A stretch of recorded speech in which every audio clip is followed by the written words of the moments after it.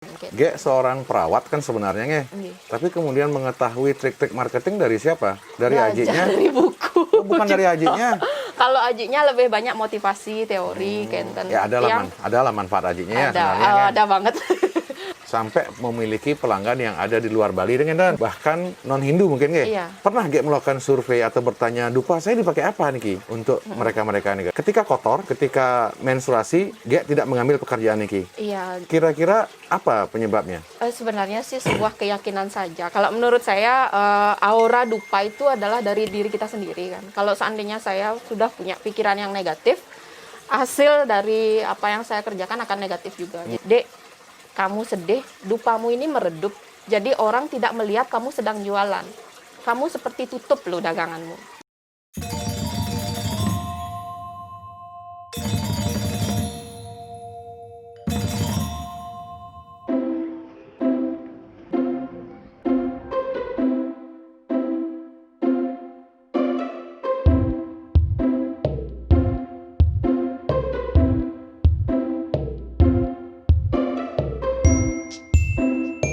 Oke, Swastiastu, Semeton Sorang Sami. Jadi kali ini agak sedikit insidental pada saat Titiang mau nangkil ke Pura, kemudian membeli sarana untuk persembahyangan, salah satunya dupa, salah satu Semeton Titiang kemudian membuat ide yang cemerlang, kita mampir ke produsen dupa yang ada di Tabanan, karena rupanya dupa ini, seperti yang terlihat di belakang saya ini adalah produksi katakanlah masih home industry, namun sudah mulai menjelajah ke banyak-banyak konsumen. Jadi untuk lebih detail, Titiang akan berbincang-bincang dengan sepasang suami istri untuk mengetahui lebih lanjut, lebih detail bagaimana proses yang dilakukan.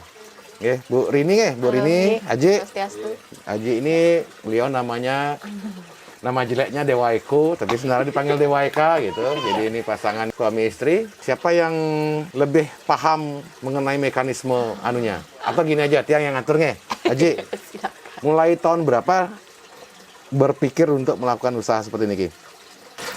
Kalau untuk bisnis ini kurang lebih 4 tahun yang lalu sebenarnya sudah mulai. Sudah mulai 4 tahun yang lalu. Bisnis seperti itu. Jadi sebenarnya kita beli dupa yang kiloan sebenarnya dulu kan reseller dari pabrik besar. Akhirnya memasarkan lewat online lah, lewat media Facebook. Ternyata istri yang memasarkan ternyata lebih bagus gitu. Nah, yang Tiang pengen ketahui bagaimana tiba-tiba muncul ide kenapa harus dupa?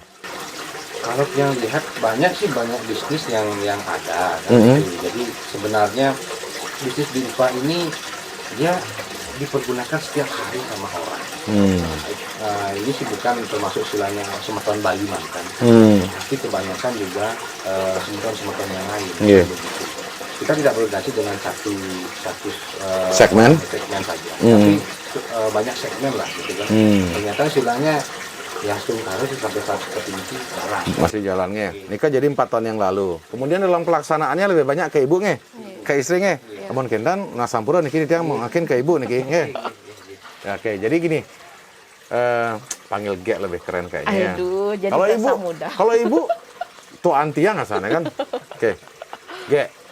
Setelah menemukan ide 4 tahun yang lalu nih kemudian Ge berinisiatif nih di mana Ge menemukan kendala? Mencoba memasarkan di awalnya. Apakah ada kendala-kendala? Tentu saja ada kendalanya. Pertama karena brand kita belum punya kan. Terus kita mencoba untuk membuat artinya produk yang baru. Nah, tanpa brand yang kita punya di sanalah pertama saya meyakinkan orang, apalagi lebih banyak ke penjualan online. Bagaimana cara saya meyakinkan orang bahwa dupa saya itu loh bisa dipercaya, artinya wangi dan sedikitlah mengandung bahan kimia. Karena saya berawal dari basicnya kesehatan, saya lulusan perawat, jadi saya berusaha untuk bikin dupa yang memang betul-betul aman. Jadi kedepannya Semeton Bali pun jauhlah dari pneumonia gitu kan, anggap karena sekarang kan banyak pengrajin yang ya udah yang penting murah gitu. Kalau Tiang masih tetap menjaga itu, akhirnya kedua saya mengikuti beberapa pameran-pameran, baik itu berbayar maupun yang gratis dari dinas biasanya, itu saya tetap mengikuti. Bagaimanapun saya harus luangkan waktu karena untuk mencari brand Nike. Jadi semakin banyak orang mengenal Astungkara. Akhirnya memilih brand apa? Tiang nama dupanya Mertawangi. Mertawangi. Iya, nama produksi tiang Merta Pudak Wangi. Nike diambil dari nama tiang sendiri karena menikah dengan suami.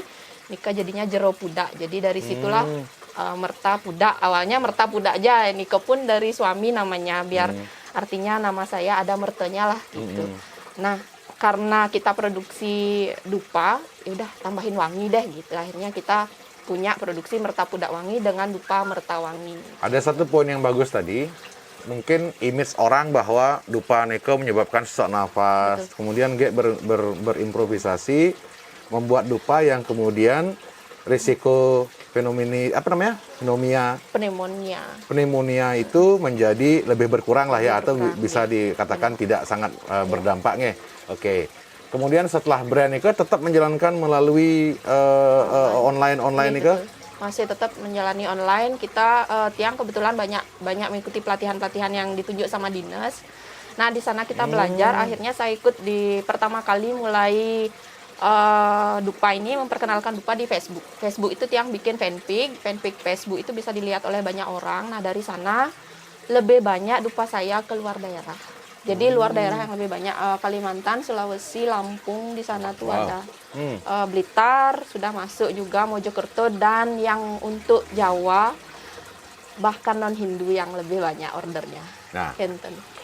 produsen dupa di Bali kan akeh nih Ki.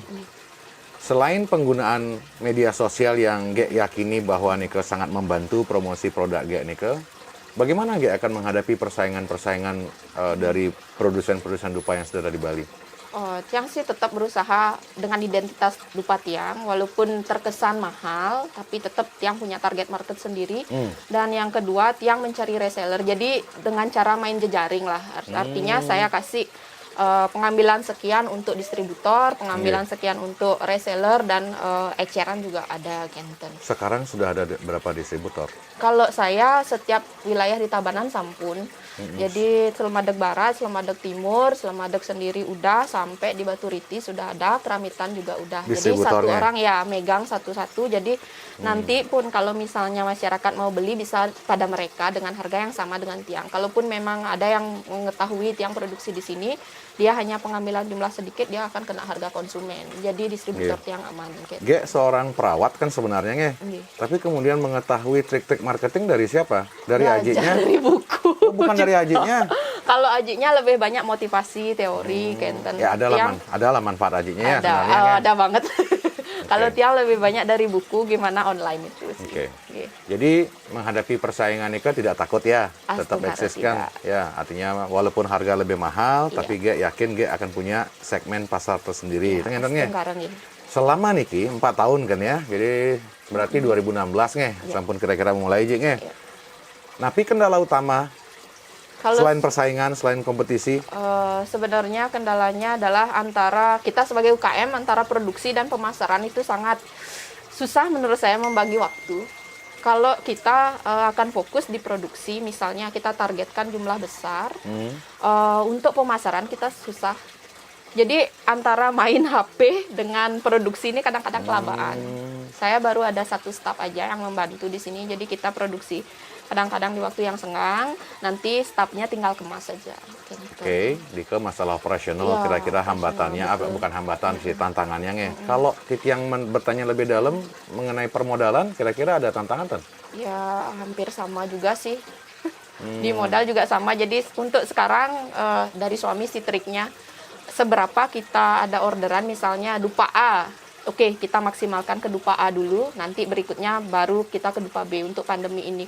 Kalau kemarin kan tiang stok banyak, aroma A, B, C, D semua kita punya. Nah, sekarang kita prioritaskan mana yang orderan masuk duluan, itu kita produksi duluan. Orderan itu dari siapa? Dari konsumen? Iya, betul. Dari konsumen ya? Dari distributor juga. Mereka ngorder langsung atau mereka ngorder melalui distributor yang sudah ditunjuk? Tergantung. Kalau misalnya kayak Keramitan, dia lewat distributornya. Tapi kalau kadang-kadang ada yang kesini, saya punya list sendiri, jadi minimal pengambilan sekian, saya kasih kartu member langsung, Kenten biasanya. Nah, kalau kemudian sekarang kita bicara mengenai dampak pandemi yang dimulai kira-kira bulan Februari Maret nih, kadang-kadang dampak terhadap bisnis Niki napi?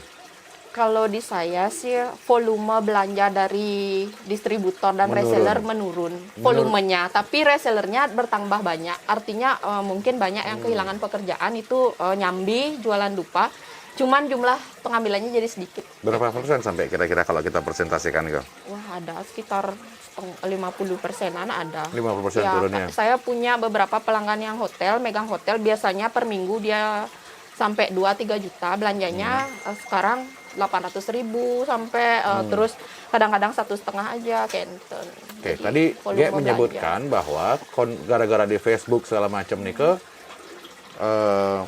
sampai memiliki pelanggan yang ada di luar Bali dengan dan bahkan non Hindu mungkin Ge? Iya.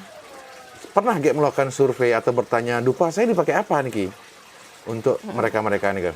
Kalau yang non Hindu ini kebetulan lokasi beliau dekat dengan pura, jadi dia jual kembali untuk dijual dekat-dekat sana, Kenten. Daerah Mojokerto, Blitar nih dekat dengan pura, jadi mereka menjual juga, Kenten. Di sana nggak ada orang Bali? Di sana mungkin ada orang Balinya, cuman tetap milih sampai saya gini, di sana ada loh dupa. Saya pun datangkan lintingnya kadang dari Malang, saya bilang enggak, kita mau yang sudah ada aromanya dari Bali. Jadi peminatnya seperti itu. Yeah. Tadi sebelum kita memulai Niki kan tadi yang sempat sempat nyeletuk bahwa ada satu proses dalam produksi di mana Ge betul-betul sangat taat terhadap suatu keyakinan. Ketika kotor, ketika menstruasi, Ge tidak mengambil pekerjaan Niki. Iya. Kira-kira apa penyebabnya? Sebenarnya sih sebuah keyakinan saja. Kalau menurut saya aura dupa itu adalah dari diri kita sendiri kan. Kalau seandainya saya sudah punya pikiran yang negatif, hasil dari apa yang saya kerjakan akan negatif juga. Jadi kalau hati saya lagi tidak, ini lagi kotor, lebih baik tidak, karena itu akan berpengaruh pada suplenya sebuah produk. Karena merasa cinta ke nikahnya. Iya, cinta ke itu. Kalau merasa dongkol, kesel, gedak ngajak aja ya. Lebih baik jangan. Tiang tidak mau mengambil. Jadi itu. intinya Ge mau frekuensi itu sangat bersih, sangat positif ketika mengambil produksi nikahnya. Sehingga hasilnya juga memiliki suatu frekuensi yang positif ya. Itu teori Niket yang dapat dari, jujur saja itu dari Ibu Kaori. Jadi waktu itu Tiang ikut PKB 2019 dan hanya Tiang yang produksi home industry di sana, sedangkan mereka sudah perusahaan besar dengan Dubali, dengan Manik Gale, dengan Kaori juga dan Saraswati Negara. Itu saya aja di sana yang produksi home industry. Nah, ketika itu saya merasa down sekali. Akhirnya Ibu Kaori datang ke saya, Dek. Merasa down apa merasa minder? Minder. Terus beliau gini, Dek, kenapa kamu sedih? Saya gini, saya bilang kan, Dek, kamu sedih, dupamu ini meredup. Jadi orang tidak melihat kamu sedang jualan. Kamu seperti tutup loh daganganmu. Saya bilang seperti ini. Beliau bilang gini, oke, sekarang cara kamu produksi itu, jadi dialah yang menjelaskan, kalau kamu dengan happy, dengan ikhlas, maka produk kamu yang biasa ini menjadi luar biasa. Saya ingat sekali, itu yang saya pegang terus. Jadi semenjak itulah, kalau memang moodnya jelek, tidak. Staff juga sama. Kalau memang dia moodnya jelek, saya tidak. Jangan pegang. Lebih baik jangan mengerjakan. Sekali raga istri-istri misalnya mengkiri piodalan, makarya gebogan, ini gedag manahan iki jelek goban gebogan ya kan ya. Tapi ini bagus.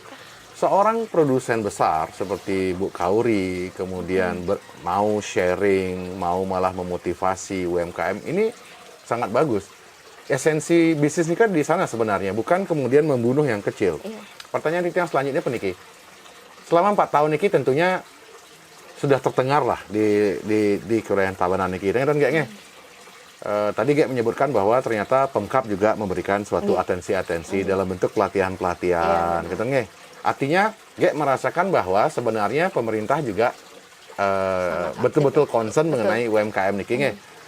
Nah, dalam perjalanan Nike, apakah Nike dibantu sebagai pelatihan, pemasaran, dan permodalan, tapi hanya sebatas motivasi, mantan? Ada motivasinya. Kemarin kebetulan dari Dinas Koperasi itu sempat ngasih tahu saya gimana kalau kamu ikut untuk wirausaha muda waktu itu kan. Jadi saya bikin proposal, sudah tembus ke Kementerian Koperasi. Jadi 2019 saya mendapat Dana hibah dari Kementerian Koperasi itu sebesar 12 juta. Nika nggih modal. Nggih, betul.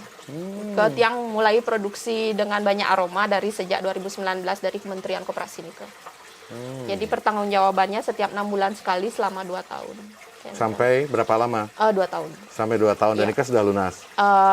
Itu dana hibah, jadi dana tiang hibah tidak saja, membayar apapun. Tidak usah mengembalikannya. Iya. Terus untuk label-label ini kebetulan kan saya sering ikut pelatihan, jadi dari Haki yang Jakarta kemarin juga mempersiapkan label untuk saya. Kadang-kadang saya punya label harus diskusikan dulu ke sana. Jadi mereka ACC atau tidak, saya ngikutin dari mereka, arahan dari mereka.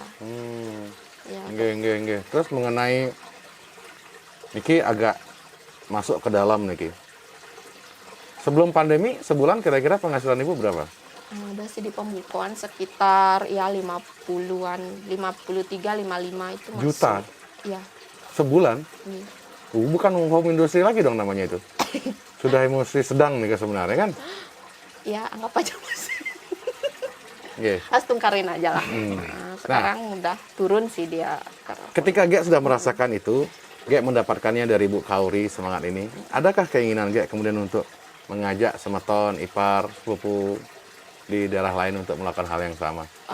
Ada keinginan, tapi masih terkendala juga. Kemarin kita juga dari pandemi ini karena volume belanja reseller menurun, sempat juga merumahkan staf kita sih. Cuman sekarang sudah kembali normal. Nah, Stungkare pengennya sih nanti per wilayah mau membentuk tim Kenten. Kemarin 2019 sebelum pandemi saya sempat dapat tawaran untuk ekspor. Ekspor dupa sampel sudah berangkat ke sana ke Prancis, cuman karena keduluan pandemi kita stop. Kemarin masuk 10.000 pieces. Dia mintanya kecil-kecil jadi nggak kiloan, jadi harus per pieces agar gampang pengiriman. Ke Prancis? Nih. Wow. Kita lewat kargo sih. Ini kerjasama dengan kargo yang sudah sering ekspor ke sana. Jadi dia menawarkan gimana kalau kerjasama. Kebetulan dari pos juga minta kerjasama seperti itu. Sampel sudah dikirim ke sana, cuman masih belum karena pandemi. Harapan Gek sekarang, Napi. Ya, jadi lebih baik. Apa yang aja. Gek harapkan dari semua ini semua sekarang? Saya ingin gini aja sih sebenarnya. Kalau suami sih sering ngasih motivasi. Ini bukan sekedar bisnis tapi yadnya. Kalau saya sih, saya ingin bekerja dengan ikhlas itu saja untuk kedepannya. Tidak berharap apa-apa lagi lah. Oke. Dan satu yang belum mungkin tujuan saya belum tercapai, bagaimana cara kita menyampaikan edukasi ke masyarakat. Kadang-kadang kan masyarakat kita masih berpikir, saya mau di pandemi ini saya mau dupa yang murah, wangi dan banyak dapatnya gitu. Karena masa sulit gitu. Ya wajar. Tapi saya ya wajar sih itu. Tapi saya masih tetap ingin mengedukasi masyarakat ini loh, dampak kedepannya kalian menggunakan dupa yang seperti ini akan begini. Kalau dupa sehat lebih baik akan begini gitu. Iya. Jadi itu yang masih susah untuk saya tembus. Edukasi ke pelanggan lah, ke masyarakat. Nggih. Wah, keren. Tadi nih kan yang perjalanan nih kan dikasih tahu sama semeton tadi itu kan. Bayangannya nggak begini. Kilo masuk ke jalan sini, dia bingung yang sebenarnya. Kijet yang ngajak nih sebenarnya kan. Ternyata begitu tiang tiba, nggak heran. Ya, karena tiang melihat energi ibu, energi ajiknya juga sangat positif, dan yang sangat menarik buat tiang adalah proses pembuatannya itu betul-betul harus didasarkan oleh rasa yang riang gembira, rasa yang bersih, ternyata. Oke. Titiang hanya bisa mendoakan semoga semakin sukses. Sukses semua. Titiang numbas niki angge titiang aturan titiang ring pura-pura. Dan jangan lupa untuk selalu berbuat baik. Tidak terpaku kepada permasalahan yang ada, tetap berkreasi, tetap yakin, dan pasti akan jalan. Oke. Terus semua ya, Ge, Aji. Semua banget jadi. Ledangang. Oke. Demikian tadi sekilas wawancara Titiang sama Ge Rini dan Aji Eko, bahwa ada hal yang sangat menarik. Beliau berdua ini menjalankan usaha ini ternyata mendapat motivasi dari seseorang pengusaha dupa yang terkenal di Bali, yaitu Kauri. Dan itu menjadi salah satu selling point produk dupa yang diproduksi oleh Gerini, yaitu pekerjaan itu harus dilakukan dengan riang gembira, dengan hati yang bersih. Bahkan ketika GR ini mengalami masa kotor, menstruasi, tidak mengambil pekerjaan itu. Itu suatu awalan yang sangat bagus. Yang kedua, tentunya teman-teman kita dalam suasana pandemik ini, ternyata usaha-usaha seperti ini masih bisa bertahan, masih bisa survive, karena ada budaya Bali yang masih bertahan. Nah, jika saja kebudayaan Bali masih bisa kita pertahankan, kemudian bisa memberikan dampak yang sangat positif bagi industri-industri rumah ini, hal ini akan menimbulkan suatu kesadaran dari teman-teman semua bahwa ngiring ajegang Bali, Gumi Bali niki, ngiring ajegang kebudayaan Bali, jangan sampai punah atau jangan sampai berganti dengan kebudayaan lain. Salam sehati, salam tangguh.